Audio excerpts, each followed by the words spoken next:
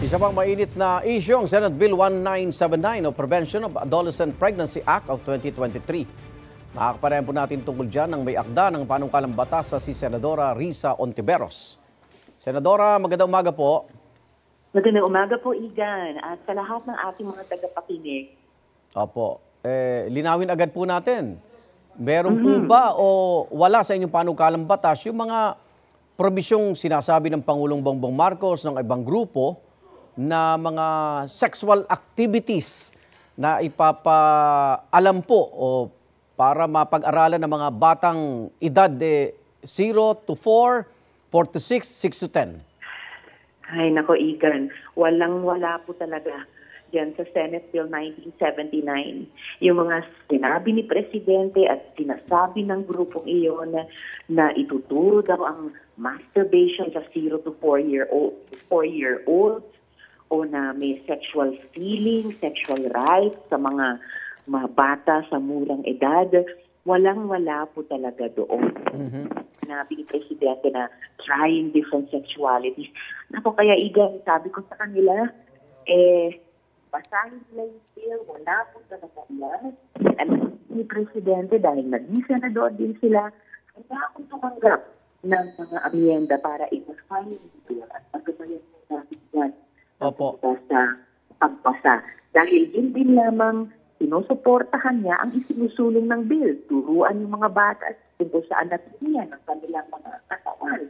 Turuan sila sa consequences ng mga agang pagbubuntis.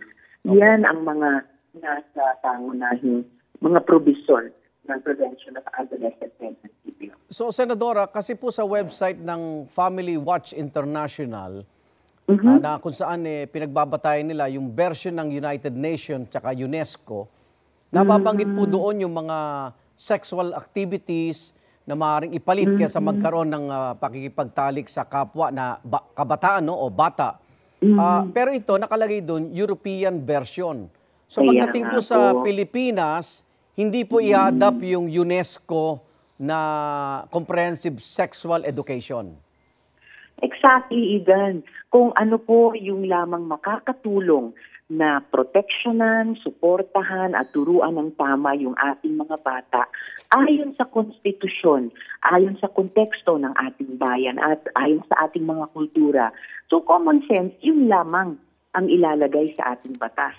Opo. At yun din yung mga naunang gabay kahit ng Department of Education sa ino-offer nilang mga kurikula tungkol sa comprehensive sexuality education. Yun lamang na nasa Responsible Parenthood and Reproductive Health Law na ni-rule ng Korte Suprema ay constitutional noong 2014 pa lamang. At yung mga kurikula na yan na ino-offer ng DepEd mula 2018 pa, yun ang gustong bigyang diin muli ng Prevention of Adolescent Pregnancy Bill at sa kung anong paraan na dapat pa i-improve yung mga ino-offer na curriculum ng DepEd sa Comprehensive Sexuality Education, laan din ang panukalang batas yan. Walang pumitigil na amyendahan para pagandahin iyan. Sa tingin nyo, Senadora, ang nabasa ho ng Pangulo ay yung original na version at hindi itong Senate Bill 1979 kasi ibibito daw niya naku, masyado namang premature, Igan, yung sinabi ni Presidente na niya. Pero nagtataka din ako, alin bang version yung binasa nila?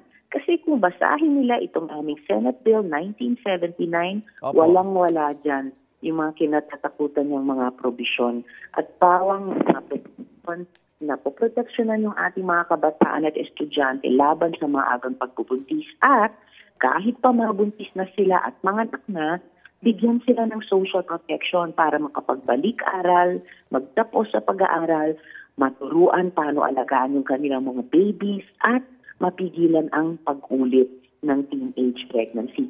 Kung may nabasa pa si Presidente na ibang paper mula sa ating mga international organizations, kahit sa pamagat malinaw na in Europe, for Europe. Tayo nasa Asia, tayo ay Pilipinas. So magagabayan tayo lagi ng mga konteksto at kultura natin and anumang panukalang batas, syempre, ang gold standard dito sa Pilipinas, ang ating konstitusyon at kahit sa pandaigdigan, United Nations Convention on Human Rights at yung Convention on the Rights of the Child na ang tinataguyod ay walang iba kundi yung best interest of the child. Okay. Senadora, maiba po tayo. Naki-question yung blanco umanong bahagi ng 25 national budget. Ano? Yung kopya nyo po ba, may mga nakita rin kayong blanco, yung General Appropriations Bill bago pirmahan ng Pangulo? Well, in the first place, Igan, yung BICAM version pa lang, sinabi ko dun sa huling BICAM meeting namin at ginawa ko nga, hindi ko pinirmahan. Dahil pinag-aaralan pa namin noon at tinututulan ko na at that point in time pa lang, dinefund na ang PhilHealth. Hindi number one budgetary priority ang edukasyon gaya ng iniuutos ng konstitusyon at binawasan pa ang budget ng 4Ps. At hanggang sa huli, nung pinaboboto ra sa amin sa Senado yung BICAM version, kami po ni Senate Minority Leader Coco Pimentel ay bumoto ng no sa budget dahil sa mga issue yan.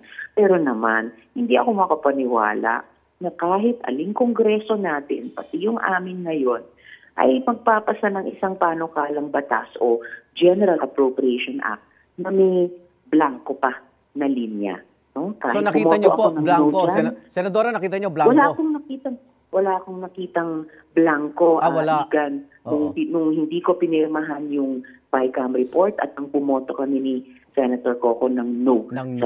Kasi kahit kumontra ako sa budget na iyan in its final form, ay hindi ako naniniwala na ipinasaya ng Kongreso na may blanco pa. Okay. Kayo ba'y nababahala rin sa umano'y pag-espiya ng China dito sa Pilipinas? May mga naaresto po, Senadora. Talagang nakakabahala yan, Igan. Ayan, paabot na sa meron talagang naarestong Chino para sa di umanong espionage. Kaya ako'y nananawagan na agad i-enhance namin sa Senado yung kasalukuyan nating anti-espionage law. Lalo na habang patuloy na pabalik-balik yung monster ship ng China sa West Philippine Sea. At given na yung nabanggit nyo nga, matagal ko nang fina-flag yung posibleng presensya ng mga espiya ng China dito sa atin. Mula pa nang nagkaroon ng visa upon arrival o VUA, ang Bureau of Immigration na nagresulta sa Pastilla scam. At talagang lumabas sa investigasyon namin sa Senate Committee on Women laban kay Guo Huaping, laban sa POGO. Si Alice Guo nga, tinagurian na ng Nika na agent of influence. So umaasa ako, Igan, na ang Department of National Defense, kasama ng iba pang mga relevant agencies ay on top of this matter. Kasi seryosohin natin please alang-alang sa ating pambansang seguridad, pambansang interes at ang ating soberanya. Maraming salamat, Senadora Risa Ontiveros. Ingat po. Maraming salamat, Igan. Ingat din po. Igan, mauna ka sa mga balita, mag-subscribe na sa GMA Integrated News sa YouTube para sa iba't ibang ulat sa ating bansa.